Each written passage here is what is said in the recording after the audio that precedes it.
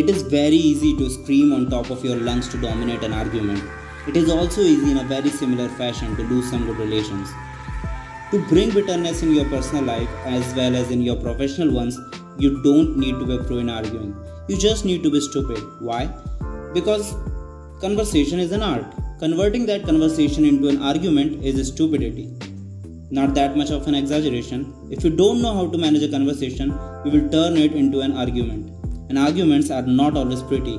They are good to satisfy your ego, but they ruin something more precious, your relations.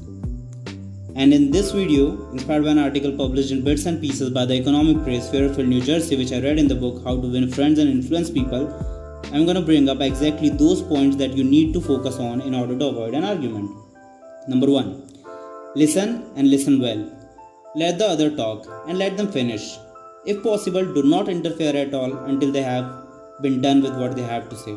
Rather respond. Let them know that you are acknowledging their words, that what they have to say matters.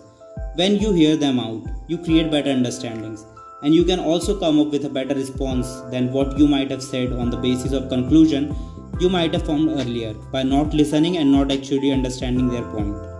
Number 2 is know what you can agree with. Now that you have focused on listening to their point and understood it, it is time to decide what not to argue on. Decide what's in your favor, what resonates with your own thought pattern regarding the topic, simply what you can agree with.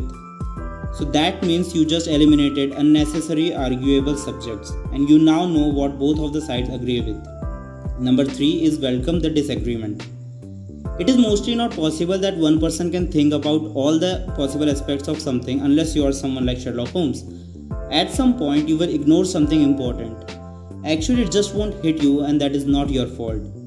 These are mostly the points brought forward by the person you are preparing to be engaged in an argument with. Rather, ignore the fact that you don't like their point for once and take it into consideration. It might just be the point that you forgot. Perhaps considering this disagreement is your opportunity for avoiding the mistake that you might have made. It is written in the book, when two partners always agree, one of them is not necessary. Number 4 is instinctive decisions are good, but control them. As humans, our first natural reaction when we disagree with someone is to be instantly defensive. Say something random and maybe in a way of shouting, and that is not good. Keep calm and respond in a mature way.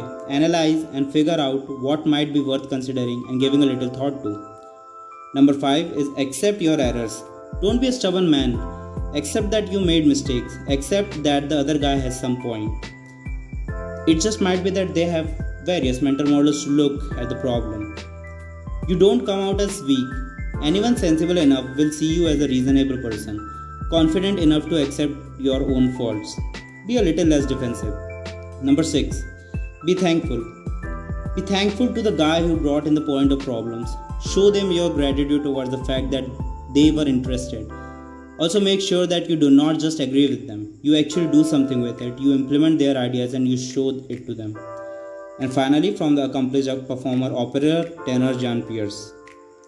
When one yells, the other should listen, because when two people yells, there is no communication, just noise and bad vibrations.